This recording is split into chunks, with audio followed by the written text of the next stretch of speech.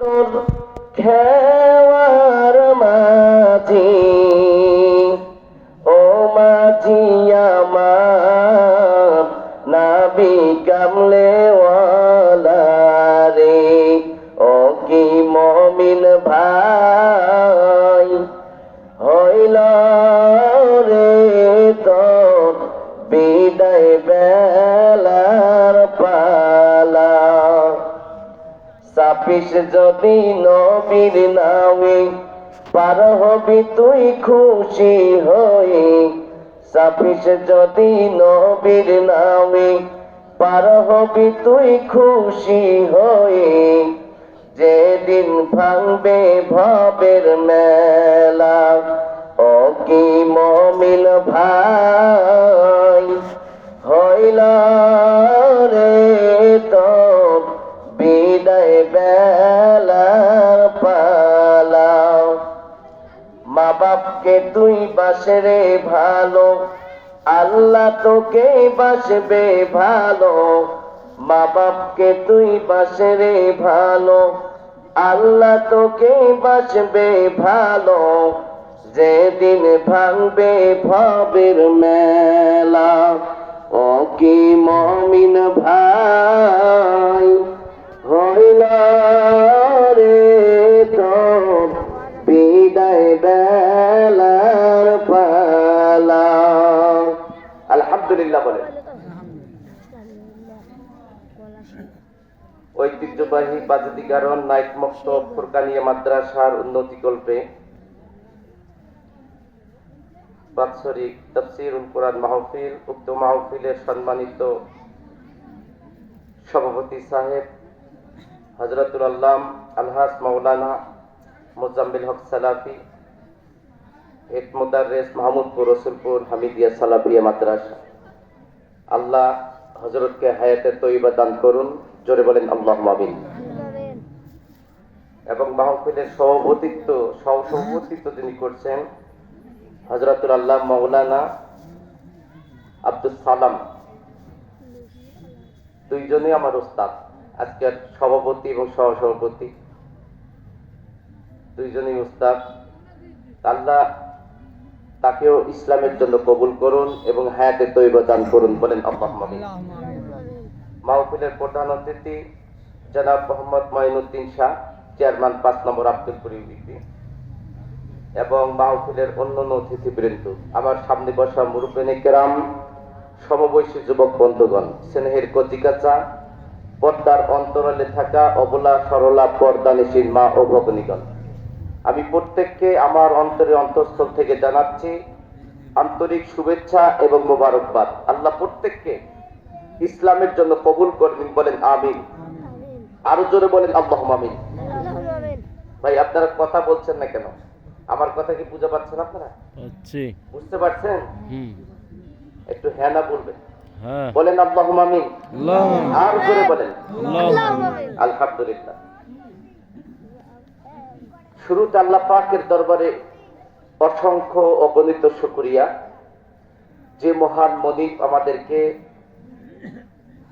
এই নাইট মক্তব কর্তৃক আয়োজিত তাফসীর মাহফিলের মেহমান হিসেবে কবুল করেছেন।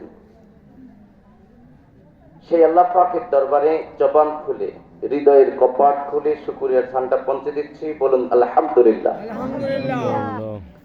দরুদ ও সালাম বিশ্ব মানবতার মুক্তির দূত বিশ্ব নবী জনাব মুহাম্মদ রাসূলুল্লাহ, বলুন সাল্লাল্লাহু আলাইহি ওয়াসাল্লাম, তার উপর অসংখ্য অগণিত দরুদ ও সালাম বর্ষিত হোক। আমরা সকলে বলছি আল্লাহুম্মা সাল্লি আলাইহি আল্লাহুম্মা বারিক আলাইহি। আলহামদুলিল্লাহ। আমার বন্ধুগণ, আসলে রাত আমার পরে তারও 2 জন বক্তা আছে, এই জন্য রাত গভীর করা যাবে না। অল্প সময় আপনাদের মাঝে আমি কথা বলবো, শুনবেন তো ইনশাআল্লাহ? ইনশাআল্লাহ। ভূমিকায় যাব না, শুধু এতটুকু বলবো যে আমাদের এখনো রোজার গন্ধ, রমজানের গন্ধ শরীর থেকে যায়নি, কি বলেন? এখনো আমাদের শরীরে রোজার সেন্ট ঘ্রাণ এখনো পর্যন্ত আছে। এই পবিত্র রমজান মাসের রোজা আল্লাহ তাবারক ওয়া তাআলা আমাদের উপরে কেন দিয়েছিলেন? উদ্দেশ্য কি ছিল জানা আছে আপনাদের? রোজার উদ্দেশ্যটা কি? রোজার উদ্দেশ্য, 1 মাস রোজা রেখেছি, আমরা রোজার উদ্দেশ্য জানি না? আল্লাহ বলছেন লাআল্লাকুম তাত্তাকুন। রোজার উদ্দেশ্যটা ছিল আল্লাহ মানুষকে মুত্তাকি বানাতে চান, তাকওয়াবান বানাতে চান, এটাই ছিল উদ্দেশ্য। তা আমরা পবিত্র রমজান মাসে রোজা রেখেছি, আল্লাহর হুকুম আহকাম গুলো মেনে চলেছি, তাই তো? রাখিনি? তা আল্লাহ আমাদেরকে মুত্তাকি বানিয়েছেন, মুত্তাকি বানিয়েছেন। আমরা প্রত্যেকে এখন যারা বসে আছি প্রত্যেকে মুত্তাকি, ঠিক না ঠিক? কেউ কথা, অনেকে কথা বলছে, আবার অনেকে বলে নেই। আমরা কি মুত্তাকি? যারা বসে আছি প্রত্যেকে মুত্তাকি? আল্লাহ মুত্তাকি বানিয়েছেন তো? ঠিক ঠিক বলছি। এখনো দেখা যাবে যে ঈশার নামাজ পড়ে দেয়, তাই না? মুত্তাকি, রোজার উদ্দেশ্য ছিল আল্লাহ মানুষকে মুত্তাকি বানাবেন, তাকওয়াবান বানাবেন। আর রোজার শিক্ষাটা কি ছিল? যে এই যে তাকওয়াবান, এই 1 মাস মানুষ তাকওয়া অর্জন করলো, এই তাকওয়াকে কাজে লাগিয়ে বাকি 11 মাস চলবে। যেমন একটা ব্যাটারিকে চার্জ দিলে একদিন যদি চার্জ দেওয়া যায় 30 দিন চলে, তাই তো? একটা মোবাইল যদি 1 ঘন্টা চার্জ দেওয়া যায় 24 ঘন্টা চলে। 1 ঘন্টার চার্জে 24 ঘন্টা চলবে। আল্লাহ তাবারক ওয়া তাআলা এই সিয়ামের মাধ্যমে যে শিক্ষাটা দিচ্ছেন, তোমরা 1টা মাস এই সিয়ামকে পালন করে মুত্তাকি হও, তাকওয়াবান হও, তাকওয়ালা হও। বাকি 11 মাস যেন ওই ব্যাটারি চার্জের মতো তোমাদের জিন্দেগিটা পরিচালনা করবে। সুবহানাল্লাহ। আবার পরবর্তী বছর আবার রমজান পাবে, আবার তাকওয়াবান হবে, আবার তোমরা 1 বছর এভাবেই চলতে থাকবে। কিন্তু রমজান শেষ, ঈদ করলাম, মসজিদের ঘর ভুলে গেলাম, মসজিদে গিয়ে সালাম দিয়ে বললাম ভাই 1 মাস এসেছিলাম আর আসবো না, আবার আল্লাহ যদি বাঁচিয়ে রেখেন আগামী বছর রমজান মাসে দেখা হবে, বা মসজিদ সালাম দিয়ে বাইর হয়ে গেছে। এর নাম কি তাকওয়া ভাই? না না, জোরে বলেন না। এর জন্য ভাই আল্লাহ এই রোজার উদ্দেশ্যটা ছিল মুত্তাকি, তাকওয়াবান, তাকওয়া অর্জন। সেই তাকওয়া, সেই রোজাও শেষ, তাকওয়াও শেষ। তো ভাইরা আমার, যারা প্রকৃত তাকওয়া অর্জন করতে পেরেছে, যারা মুত্তাকি, তাদের জন্য আল্লাহ কিন্তু জান্নাত বানিয়ে রেখেছেন। মুত্তাকিদের জন্যই তো জান্নাত। কোরআনের ভিতরে যতগুলো জান্নাতি টাইটেল রয়েছে, তন্মধ্যে মুত্তাকি নামক যে টাইটেলটা, এই টাইটেল ওয়ালা লোকটা জান্নাতের ভিতরে ডাবল সুবিধা ভোগ করবে, ডাবল সুবিধা ভোগ করবে। কেমন? 10টা পৃথিবীর সমান একটা জান্নাত। একজন মুমিন যদি জান্নাতে যায় তাহলে একটা জান্নাত পাবে, আর একজন মুত্তাকি যদি জান্নাতে যায় ও 2টা জান্নাতের মালিক হবে। সুবহানাল্লাহ। অথচ একটা জান্নাতের প্রশস্ততা 10টা পৃথিবী সমান। আল্লাহু আকবার। তার মানে ডাবল সুবিধা ভোগ করবে। আল্লাহ বলছেন ওয়ালিমান খাফা মাকামা রাব্বিহি জান্নাতান। ও মুত্তাকি যারা জান্নাতে যাবে, আল্লাহর ভয় কর্মীওয়ালা যারা জান্নাতে যাবে, ও জান্নাতের ভিতরে ডাবল সুবিধা ভোগ করবে। একজন মুমিন জান্নাতি হলে 72টা হুর পাবে, কিন্তু একজন মুত্তাকি যদি জান্নাতে যায় 124টা হুর পাবে। সুবহানাল্লাহ বলেন। সুবহানাল্লাহ। কারণ ডাবল, আল্লাহর ওয়াদা, ও ডাবল পাবে। এই জন্য ভাইরা আমার, এটা ধরে রাখতে হবে। এই আমরা মুত্তাকি হয়েছি রমজান মাসে রোজা রেখে, এটা ধরে রাখতে হবে। আল্লাহ আমাদের কবুল করুন, বলেন আমিন। তা আমি আপনাদের মাঝে কথা বলবো একটা হাদিসকে কেন্দ্র করে। আল্লাহ তাবারক ওয়া তাআলা কিয়ামতের দিন কিছু কিছু মানুষকে বিশেষ মেহমানের চেয়ার দান করবেন। সুবহানাল্লাহ। বিশেষ মেহমানের চেয়ার দাঁড় করবেন, সম্মান দিবেন কিয়ামতের ময়দানে। তা আগে কিয়ামতের ময়দানটা তৈরি করতে হবে, তারপর মেহমানের সম্মানটা কোথায়। যেমন এখানে বিশেষ অতিথি আছে, প্রধান অতিথি আছে, আছে না? যারা প্রধান অতিথি তাদের জন্য আলাদা বিশেষ ব্যবস্থা করা হয়েছে, বিশেষ অতিথি তাদের জন্য আলাদা চেয়ারের ব্যবস্থা করা হয়েছে। কিন্তু আপনারা যে অতিথি, আপনারাও তো অতিথি, কিন্তু আপনাদের জন্য নিচে বসার ব্যবস্থা করা হয়েছে, তাই তো? আল্লাহ তাবারক ওয়া তাআলা কিয়ামতের ময়দানে যখন প্রত্যেকটা মানুষ হাজির হবে, ওই মানুষগুলোর ভিতর থেকে কিছু মানুষকে আল্লাহ সম্মানের পাত্র হিসেবে তাদেরকে বিশেষ স্থান দান করবেন। সুবহানাল্লাহ। এই বিশেষ স্থানের 7 শ্রেণীর ব্যক্তি তারা বিশেষ স্থান পাবে। এই 7 শ্রেণীর ব্যক্তিকে এই সম্পর্কে ইনশাআল্লাহ সংক্ষিপ্ত আলোচনা করব ইনশাআল্লাহ। কিয়ামতের ময়দানটা, এই পৃথিবীর হায়াত যেদিন শেষ হবে কিয়ামতের ময়দান, আর কিয়ামতের ময়দানে পৃথিবীর প্রত্যেকটা মানুষ হাজির হবে। একটা মানুষ ওখান থেকে বাইরে থাকতে পারবে না, একটা মানুষ সেখান থেকে বাইরে থাকতে পারবে না। বিশ্বনবী বলছেন কিয়ামতের ময়দানে যখন প্রত্যেকটা মানুষ হাজির হবে, হুফাতান উরাতান গুরলান, খালি পায়ে নগ্ন দেহে খাতনাবিহীন অবস্থায় উঠবে। খালি পায়ে খাতনাবিহীন অবস্থায় নগ্ন দেহে ওখানে থাকবে। তো হযরত আয়েশা বলছেন, ইয়া রাসূলুল্লাহ, হযরত আয়েশা খুব লজ্জাশীল ছিলেন, মহিলা মানুষ।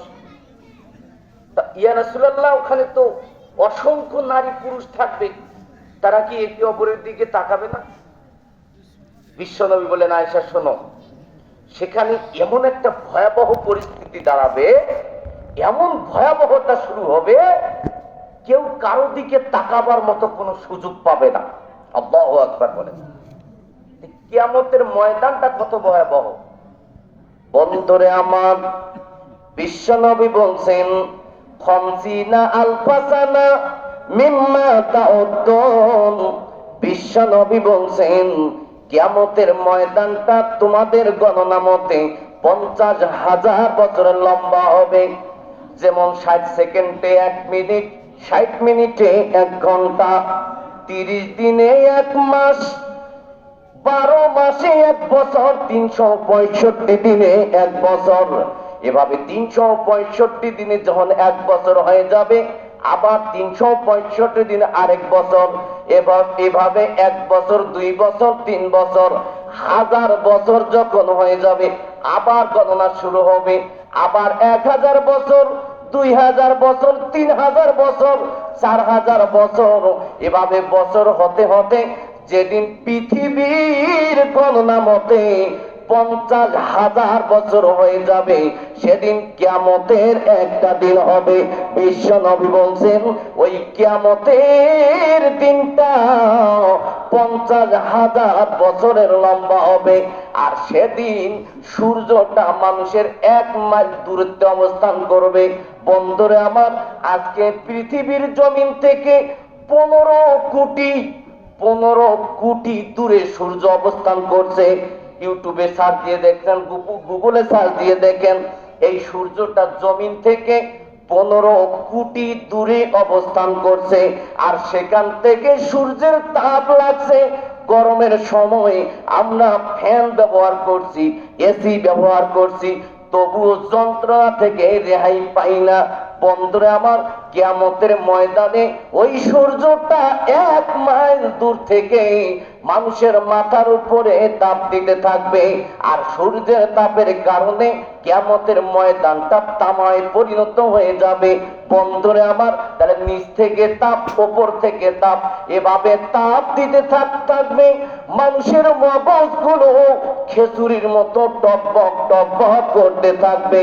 বিশ্ব নবী বলছেন সেদিন মানুষ ছায়ার সন্ধান করবে, কিন্তু কিয়ামতের ময়দানে কোনো ছায়া নাই, কোনো ঘর নাই, কোনো বাড়ি নাই, কোনো পাহাড় নাই, কোনো বড় কোনো বিল্ডিং নাই যেখানে মানুষ একটু ওত পেয়ে ছায়া নিবে।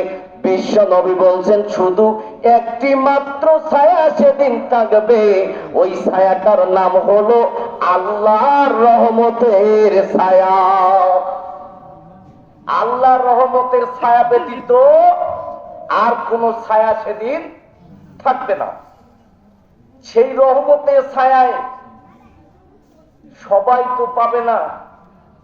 আল্লাহ নবী বলছেন 7 শ্রেণীর ব্যক্তিকে আল্লাহ এই রহমতের ছায়া দিয়ে ধন্য করবেন।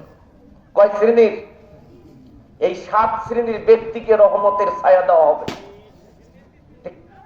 কে কে? মন দিয়ে শুনবেন। ওই ফর্মুলায় যদি আপনি আমি পড়ে যাই, এখানে যারা উপস্থিত আছি যদি পড়ে যাই, ইনশাল্লাহ ভাগ্যবান। বন্ধুরে আমার, বিশ্ব নবী বলছেন সাবাতু ইজল্লুহুমুল্লাহু ফি জিল্লিহি ইয়াউমা লা জিল্লা ইল্লা জিল্লুহু, ইমামুল আদিল ওয়া শাব্বুন নাশাআ বিইবাদাতিল্লাহি ওয়া রাজুলুন কলবুহু মুআল্লাকুন ফিল মাসাজিদি ওয়া রাজুলানি তাহাব্বা ফিল্লাহি ইসতামাআ আলাইহি ওয়া রাজুলুন দাতুহু ইমরাতুন জাতু মানসিবিন ওয়া জামালিন ফাকালা ইন্নী আকাফুল্লাহ। বিশ্ব নবী বলছেন এই 7 শ্রেণীর ব্যক্তি আরশের ছায়া পেয়ে ধন্য হবে। আল্লাহু আকবার। নাম্বার 1, ইমামুল আদিল। ইমামুল আদিল, ন্যায়পরায়ণ শাসক। ন্যায়পরায়ণ শাসক। ন্যায়পরায়ণ শাসককে দেশের বাদশা ন্যায়পরায়ণ যদি হয়, ন্যায্য বিচার করে, আত্মীয় স্বজন নিজের বন্ধু বান্ধব বুঝে না, সবার জন্য সমান বিচার, সবার জন্য আইন সমান, সবার জন্য সমান বিচার করে, ন্যায় করে, ন্যায় পরায়ণতার সহিত বিচার কার্য পরিচালনা করে, দেশ পরিচালনা করে, তাহলে ওই শাসক, ওই বাদশা কিয়ামতের দিন আল্লাহর রহমতের ছায়া পাবে। সুবহানাল্লাহ। কিন্তু আজকে ওই রকম শাসক দেখা যায় খুব কম। বন্ধুরা আমার, এটা তো উপরের কথা বললাম, কিন্তু বন্ধুরা আমার, বিশ্বনবী বলছেন কুল্লুকুম রাইন ওয়া কুল্লুকুম মাসউলুন আন রাইয়াতিহি। বিশ্বনবী বলছেন আমার উম্মতের দল, তোমরা প্রত্যেকেই এক একজন শাসক, প্রত্যেকেই এক একজন দায়িত্বশীল। যেমন আপনার পরিবারের আপনি দায়িত্বশীল, আমি ইমাম, আমার মসজিদের আমি দায়িত্বশীল, আপনি স্কুলের হেডমাস্টার, আপনি স্কুলের প্রশাসক, আপনি স্কুলের দায়িত্বশীল। বন্ধুরা আমার, তাহলে প্রত্যেকেই এক একজন দায়িত্বশীল, প্রত্যেকেই এক একজন বিচারক। অতএব প্রত্যেককে ন্যায় বিচার করতে হবে, ন্যায়ভাবে, ন্যায় পরায়ণতার সাথে শাসন করতে হবে। তাহলে আপনি আমিও ওই ফর্মুলাতে পড়ে যাব, আল্লাহর রহমতের ছায়া পেয়ে ধন্য হব। আপনার পরিবারের আপনি শাসক, আপনার 2 জন সন্তান, আপনার যদি 2টা ছেলে থাকে আর একটা মেয়ে, আপনার জমি আছে 5 বিঘা, একটা ছেলে যা পাবে অর্ধেক কি পাবে? মেয়ে পাবে, তাই তো? কোরআনের হুকুম, আল্লাহর হুকুম। একটা ছেলে সন্তান যদি 2 বিঘা পায়, হাফ 50%, 1 বিঘা পাবে মেয়ে। এখন যদি আপনি ছেলেকে যদি লিখে দেন আর মেয়েকে দিলেন না, বললেন যে মা তোর জন্য দোয়া দিব, আছে না এরকম সমাজের লোক? আছে? আপনাদের এলাকায় আছে? এটা হবে না। বন্ধুরা আমার, সবাইকে সমান, সবাইকে সমান নজরে দেখতে হবে, সবার বেলা সমান করতে হবে। বিশ্বনবীর কাছে একজন সাহাবী এসে বললেন, ইয়া রাসূলুল্লাহ, ও দয়ার নবী গো, এই ছেলেটা আমার ছোট ছেলে, আমার মহব্বতের ছেলে, আমি তাকে খুব ভালোবাসি, এজন্য মহব্বত করে তাকে আমি একটা উট গিফট করেছি, উট উপহার দিয়েছি। তখন বিশ্বনবী বললেন, তোমার কয় ছেলে? বললো, ইয়া রাসূলুল্লাহ, আমার 2 ছেলে, আরেকটা কোথায়? বাড়িতে। তুমি কি বাড়ির যে ছেলেটা আছে তাকে কি একটা উট দিয়েছো? বলছেন, না, আমি তাকে দেইনি, আমি আর আমার মহব্বতের ছেলেটাকে দিয়েছি। বিশ্বনবী বললেন, তুমি এক্ষুনি উট তার কাছ থেকে ফেরত নাও। তুমি যদি ওই ছেলেকে উট না দাও, কিয়ামতের দিন তুমি বেঈমানের কাতারে দাঁড়াবে। তুমি এই ছেলেটাকে যেমন উট দিয়েছো, ওই ছেলেটাকে তোমাকে উট দিতে হবে। 2 জন ছেলেকে সমান সমান ভাবে দেখতে হবে। একজনকে দিবে, আরেকজনকে দিবে না। এটা তোমার সমান বিচার হলো না, এটা ন্যায় করা হবে না। অতএব ভাইরা আমার, আমার বাবাজিরা আমার, আমার ওস্তাদ আমার, মন দিয়ে শোনেন, সবাইকে সমানভাবে দেখতে হবে। কারো প্রতি জুলুম করা যাবে না, যাবে না, যাবে না। আর যদি যারাই ন্যায় করবে তারাই এই ফর্মুলাতে পড়বে, কিয়ামতের দিন আল্লাহ তাকে এই কঠিন কঠিন যে একটা জায়গা কিয়ামত, সূর্যের তাপে তাকে আল্লাহ রাখবে না, আল্লাহ মহব্বত করে তাকে আরশের ছায়া দিয়ে দিবেন। সুবহানাল্লাহ। এই জন্য আরশের ছায়া স্থান নিতে গেলে ন্যায় পরায়ণতার সহিত বিচার করতে হবে। আপনি আমি প্রত্যেকেই বিচারক, প্রত্যেকেই বিচারক। আমরা যে যে দায়িত্বে আছি, বন্ধুরা আমার, এখানে লম্বা করব না। নাম্বার 2, ইমামুল আদিল ওয়া শাবুন নাশা বিইবাদাতিল্লাহি। বন্ধুরা আমার, রে যুবকের দল, 2 নম্বরে আল্লাহ নবী যুবকদেরকে ধরলেন, যুবকদের উদ্দেশ্যে বললেন, ওয়া শাবুন নাশা বিইবাদাতিল্লাহি। রে যুবকের দল, বিশ্বনবী বলছেন, তোমাদের যৌবনের সময়টাকে যদি আল্লাহর ইবাদতে কাটিয়ে দিতে পারো, তাহলে কিয়ামতের দিন তুমি আল্লাহর রহমতের ছায়া পেয়ে ধন্য হবে। যুবক, মন দিয়ে শোনেন, এই যৌবনের সময়টার দাম কত, কত মূল্য, কত মূল্য। এই যৌবনের সময়টা যদি তুমি ইবাদতে কাটিয়ে দাও, আল্লাহর ইবাদতে। আর এখনকার যুবকরা যৌবনের সময়টা কোথায় কাটিয়ে দেয়? মোবাইলে, তাই না? মানে মোবাইলে গেম খেলতে খেলতে, পাবজি খেলতে খেলতে খেলতে খেলতে মোবাইলের চার্জ যতক্ষণ পুরাবে না ততক্ষণ ও টিপতি আছে, টিপতি আছে। ঠিক না বেঠিক? মানে যদি চার্জ থাকতো মনে হয় আরো খেলতো, যখন চার্জ পুড়িয়ে মোবাইল বন্ধ হয়ে গেছে তারপর শেষ। বর্তমান সময়ের যুবকরা মোবাইলের পিছনে যে সময়টা দেয়, আল্লাহর ইবাদতে ওই সময়টা দিচ্ছে না। জোরে বলেন ঠিক না বেঠিক? রে যুবকের দল, খবরদার, খবরদার, তোমার সময়ের কত মূল্য, কত দাম। এই সময়টা যদি তুমি কাজে লাগাতে পারো, আল্লাহর ইবাদতের ভিতরে কাটাতে পারো। আল্লাহর ইবাদত বলতে কি? আল্লাহর হুকুম, নবীর তরিকা মোতাবেক যত কর্ম রয়েছে, যত কাজকর্ম রয়েছে, প্রত্যেকটাই যেন সুন্নাহ মোতাবেক হয়, আল্লাহর হুকুমের ভিতরে হয়। তাহলে তুমি তোমার সময়টাকে ইবাদতে ব্যয় করে নিলে, তুমি লেখাপড়া করবে সেটাও ইবাদত, তুমি জমিনে কাজ করবে সেটাও ইবাদত। বন্ধুরে আমার, তুমি কাউকে শিক্ষা দিবে সেটাও ইবাদত। শুধু তাই নয়, তোমার ছোট ভাইটাকে তুমি আদব কায়দা শিক্ষা দিবে সেটাও তোমার জন্য ইবাদত। এখানে বহু কথা রয়েছে, আপনারা বুঝে নিবেন, মন দিয়ে শুনলে একটু বুঝে নিবেন। বন্ধুরা আমার, যৌবনের সময়টাকে তুমি ভালো পথে ব্যয় করো, ভালো কাজে ব্যয় করো, তাহলে কিয়ামতের দিন আল্লাহ তাবারক ওয়া তাআলা তোমাকে আরশের ছায়া দিয়ে ধন্য করবেন। আরশের ছায়া দিয়ে ধন্য করবেন, ভালো কাজে ব্যয় করবেন। কিন্তু বর্তমানের যুবক, মানে এই মোবাইল তো আছে আছে। এখন যেমন এই ঈদে দেখলাম কয়েকটা ছেলে, নাপিতের দোকানে গেলাম, ওর চুল কাটতেছে, আল্লাহু আকবার, মানে মধ্যখানে বড় বড় চুল আর 2 দিকে এমন ভাবে ছাড় দিছে। তা আমি জিজ্ঞেস করলাম, ভাই এটা কি, এটা কোন স্টাইল?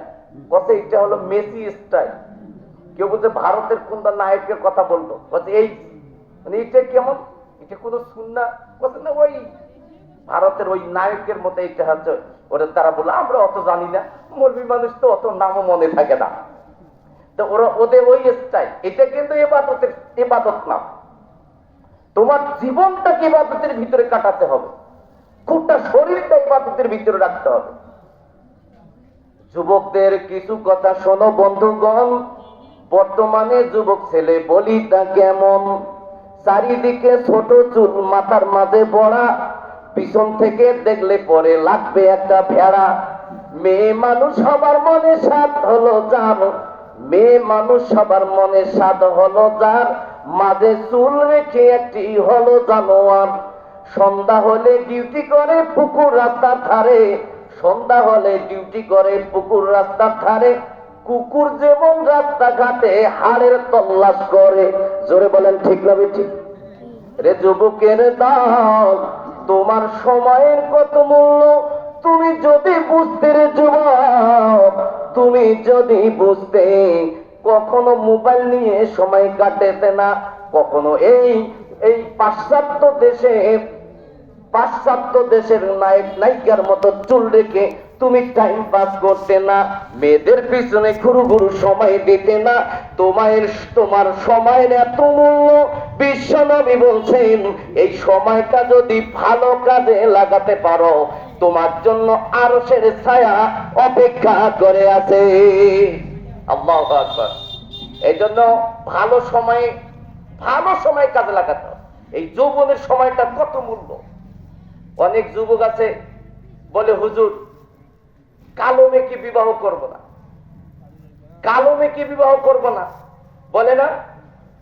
মা বোন মন দিয়ে শোনেন, অনেক আবার মেয়েও বলে আমি কালো কোন যুবককে বিবাহ করব না।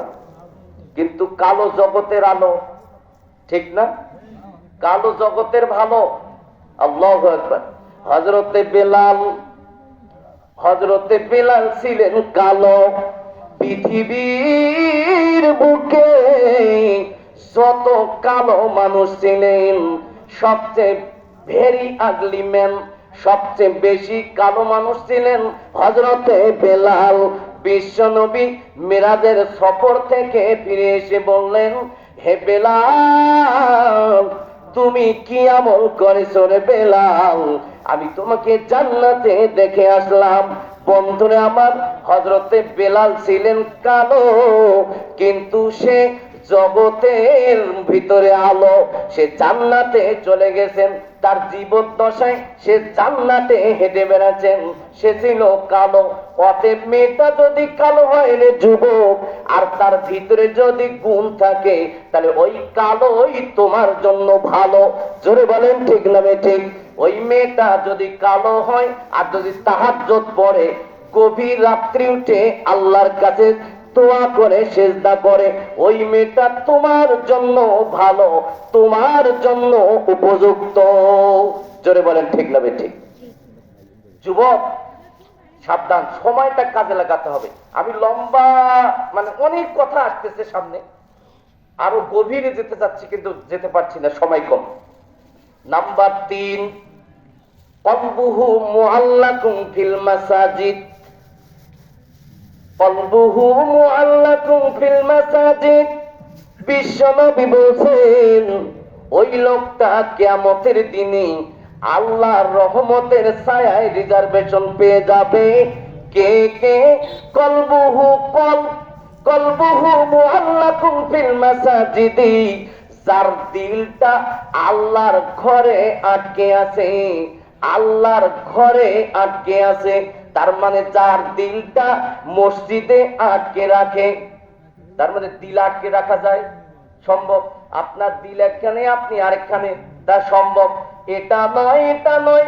বিশ্বনবী এটাই বুঝিয়েছেন, যখনই আজান হয়ে যাবে তখনই আপনি আর বাহিরে থাকতে পারবেন না, মসজিদে চলে যাবেন। আপনি মাঠে কাজে আছেন, এমন সময় জোহরের আজান হয়ে গেল, মুমিন কোনদিন আজান শোনার পর মাঠে ময়দানে থাকতে পারে না। আপনি বাড়িতে আছেন, মসজিদে আজান হয়ে গেছে আর আপনি বাড়িতে থাকতে পারবেন না, তার মানে কখন নামাজের সময় হয়ে যায় শুধু মুমিন যেন মনের মধ্যে আকাঙ্ক্ষা করতে থাকে, কখন মসজিদে যাব, কখন নামাজের সময় হয়ে যাচ্ছে, কখন মসজিদে যাব, কখন আজানের সময় হবে। এই মনের মধ্যে তামান্না মুমিনের ভিতরে থাকবে। বিশ্বনবী বলছেন ওটাই হলো মসজিদে যেন তার দিল আটকে আছে। বিশ্বনবী বলছেন এই রকম দিলটা যদি কারো মসজিদে আটকে থাকে, মসজিদে ঝুলন্ত অবস্থায় থাকে, কিয়ামতের কঠিন দিনে ওই লোকটা আল্লাহর রহমতের ছায়া পেয়ে ধন্য হবে। সুবহানাল্লাহ। মসজিদে আটকে আছে দিল, এটা 3 নম্বর। বন্ধুরে আমার, নাম্বার 4, ওয়ারাজুলুন দাআতুহু ইমরাতুন যাতু মানসিবিন ওয়া জামালিন ফাকালা ইন্নী আখাফুল্লাহ। এই 4র্থ নম্বরে এখানে যুবকের কথা আছে। রে যুবকের দল, গভীর মনোযোগ দিয়ে শোনেন। কোন যুবককে সুন্দরী নারী দেখেছে আর বলছে, রে আমার বন্ধু, রে আমার প্রিয়, তোমার মনের স্বাদ তুমি মিটিয়ে নাও। এখন যুবক বলছে, রে আমার প্রিয়া, রে আমার বান্ধবী, আমার মনটাও চাই তোমার সাথে আমি মিলিত হই, আমার মনটাও চাই, কিন্তু তোমার আমার মধ্যখানে আমি একটা দেওয়াল দেখতে পাচ্ছি, ওই দেওয়ালটার কারণে আমি যেতে পারছি না। বিশ্বনবী বলছেন ওই দেওয়ালটা হলো ইন্নী আখাফুল্লাহ, আল্লাহর ভয়। আমি আল্লাহর ভয়ে তোমার কাছে যেতে পারছি না। আল্লাহু আকবার বলেন। আল্লাহর ভয়ে ও হারাম থেকে দূরে আছে। মূল কথা হলো যে যুবক কোন কাজ করতে গেলে হালাল হারাম দেখে দেখে করে, হারাম চলে আসছে কেউ দেখে না কিন্তু আমার আল্লাহ দেখছেন, এই হারাম থেকে বাঁচতে পারে।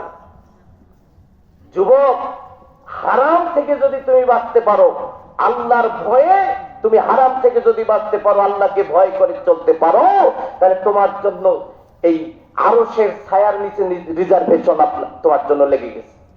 আল্লাহু আকবার। এজন্য আল্লাহর ভয় করতে হবে, আল্লাহকে ভয় করতে হবে, তাই না? আল্লাহর ভয় থাকতে হবে। বন্ধুরে আমার, 5ম নাম্বার বিশ্বনবী বলছেন, ওয়ারাজুলুন যাকারাল্লাহু খালিয়া ফাফাজাত আইনাহু, ওয়ারাজুলুন যাকারাল্লাহু খালিয়া ফাফাজাত আইনাহু। বন্ধুরে আমার, গভীর মনোযোগ দিয়ে শোনেন। তাহলে 5ম নাম্বারটা কি? ওয়ারাজুলুন যাকারাল্লাহু খালিয়া, যে ব্যক্তি, যে আল্লাহর বান্দা গভীর রজনীতে উঠে নির্জনে ঠান্ডা পানিতে উজু করে, নির্জনে আল্লাহকে সিজদা করে, আর 2 চোখের পানি ফেলে বলে, ও দয়াল মাবুদ, আমাকে মাফ করে দাও, আমাকে জাহান্নাম থেকে মাফ করে দাও। বিশ্বনবী বলছেন চোখের পানি মাটিতে পড়ার আগে আল্লাহ তার দোয়া কবুল করে নেয়। সুবহানাল্লাহ। গভীর রজনীতে উঠতে হবে, গভীর রাত, পৃথিবী ঘুমিয়ে গেছে, পশু পাখি ঘুমিয়ে গেছে, আপনি নির্জন, আপনি উঠলেন, উজু করে 2 রাকাত নামাজ পড়লেন, 2খানা হাত তুলে আল্লাহর কাছে দিলেন, 2 চোখের 2 ফোঁটা পানি যদি বের হয়ে যায়, আপনার দোয়া নিশ্চিত কবুল, আপনি নিশ্চিত জান্নাতি। সুবহানাল্লাহ। কিন্তু চোখের পানি বের করতে হবে। এখন তো আমাদের চোখের